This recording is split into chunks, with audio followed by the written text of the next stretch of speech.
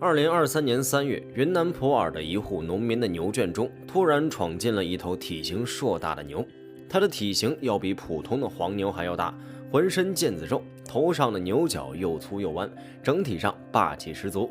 村民看到这头牛的第一眼，就觉得这不就是神话中的牛魔王吗？它到底是何方神圣？这里是万物灵，欢迎关注熊探长，带你探索有灵万物。通过专家辨认之后，才知道这是一种罕见的野牛，学名叫做白枝野牛。之所以会有这样的名字，是因为它4只脚的下半截的毛色为白色。白枝野牛要比家养的黄牛强壮很多，身体长度一般在250厘米到330厘米之间，身高一般在165到200厘米之间。当然，也有一些成年雄性身高可以超过2米，这样的体型下也有着非凡的体重。白枝野牛的体重在650到1500千克之间，家牛站在它们面前都显得很娇小。白枝野牛和家牛之间的差距，除了体型上之外，还有它们头上的牛角也有不同。一般农村养的黄牛，牛角形状各种各样，有些是细长的，有些是粗短的。和白枝野牛的牛角比起来，家牛的可以用歪瓜裂枣来形容。白枝野牛的牛角粗而长，平均长度在70厘米左右，但是最高纪录是长到了110厘米。牛角基部的周长在50厘米左右，而且牛角会向后侧方弯曲，并且弯曲的幅度还比较大。最后就是牛角间颜色深而发黑，这说明这样的牛角是十分坚硬的。白枝野牛的毛色通常是黑褐色，油而发亮。这样毛色加上完美的牛角和高大的形象，在牛类动物中算得上是极品了。可同样是牛，为什么它们就能长得比家养的牛还要强壮？白枝野牛身材壮硕，无论雄性还是雌性，浑身都长着厚实的腱子肉，尤其是它们的肩膀肌肉更加发达。发达的肌肉让背部隆起，就像穿了一件铠甲一样，这说明它的颈部具有很强的力量。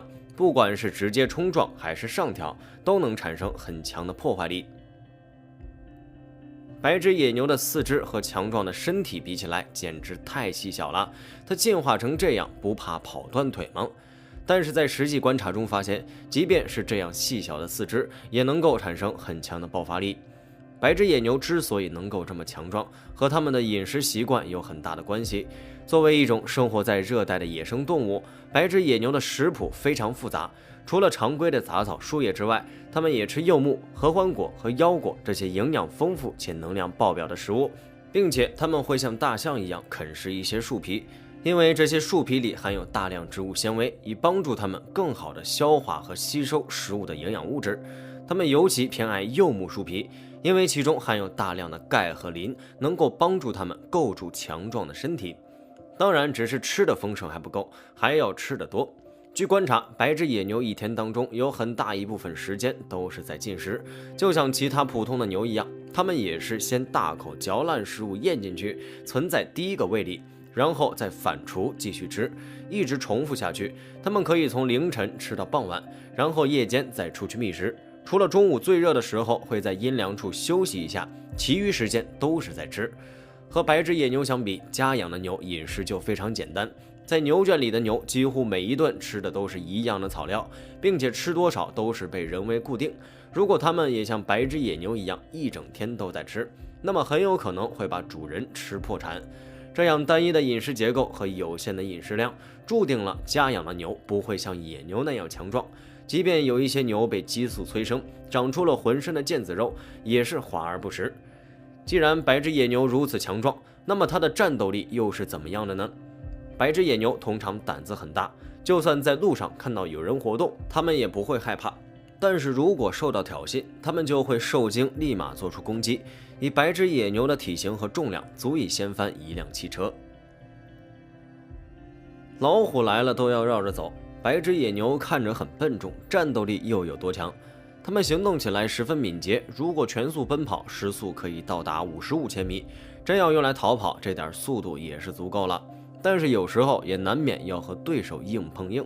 很显然，在这样的速度加持下，哪怕是老虎来了，也不敢从正面冲击，不然很容易就被尖锐的牛角开膛破肚。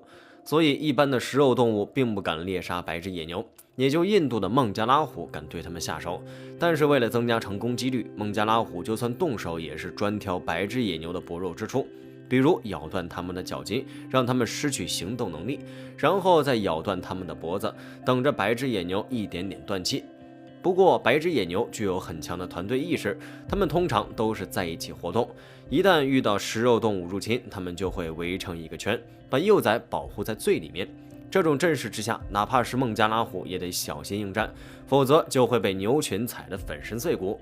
所以白只野牛如果被孟加拉虎打败了，那绝不是输在战斗力上，而是输在了谋略上。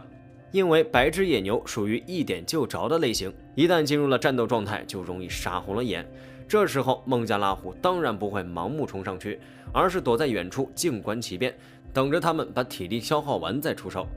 一旦孟加拉虎遇到了落单的小野牛，那就完全顾忌了，他们可以直接冲上去将其击杀。那么问题来了，既然白只野牛是集体动物，为什么出现在村民牛圈这头就落单了呢？它进入牛圈又是为什么呢？其实白只野牛喜欢成群结队是不假，但是它们的群体中一般都是由最强壮的雌性担任首领，其他的雌性和幼牛跟着活动。但是成年雄性在一年中的大部分时间都是单独行动，到了发情期才会回到群体中去。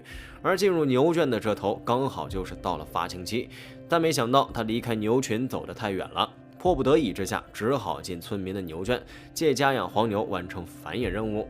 有些人会说野牛和黄牛存在生殖隔离，它们肯定不能在一起。但其实据科学家研究，白只野牛和家养黄牛染色体条数相似，并且都属于牛科牛属，是可以交配的。而这种交配得到的后代也确实会兼具父母双方的优点，就像马和驴生出了骡一样。白只野牛如今属于国家保护动物，有人认为可以用这种方式延续野生动物，但其实完全没必要。因为通过杂交得到的牛仔，它已经不是白只野牛了，也就没有了保护的价值。非常感谢您看完本期万物灵，欢迎点赞、评论、加关注，您的关注是熊探长探秘的最大动力。